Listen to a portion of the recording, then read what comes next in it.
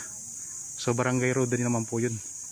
Meron po itong isang puno ng niyog. Ayan, may puno ng niyog mga kapraps. Tapos ito naman yung pinaka corner naman nitong property. Nandito.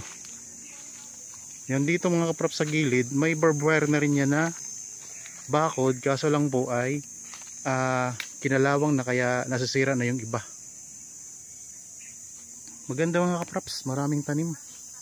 Kahit maliit lang siya na property, marami siyang tanim na mga lansones. Mahigit 20 puno.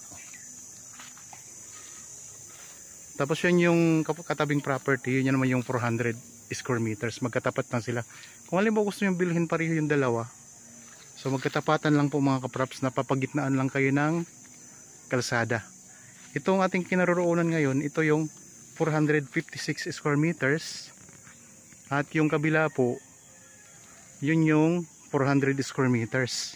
So naka-vlog na rin po yun mga kapraps. Isa lang po ang daanan ito, papasok sa loob. Yan, kaya kung interested po, ano pang hinihintay ninyo? Small cut lang ito. Kita nyo naman kung gaano din siya kaganda kahit maliit lang. Kaya nakipag-ugnayan lang agad kayo sa amin. So yan po ang right of way mga kapraps. Oh. Ang ganda. Gandang property. Tapos ayan, may mga kapitbahay din kayo mga kapraps dyan.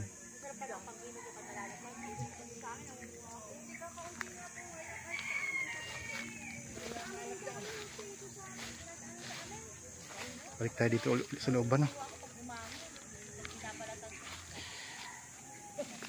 So mayroon din akong Facebook page at saka meron din po akong TikTok account mga kapraps. Marami din po akong mga pinupost doon na mga short videos.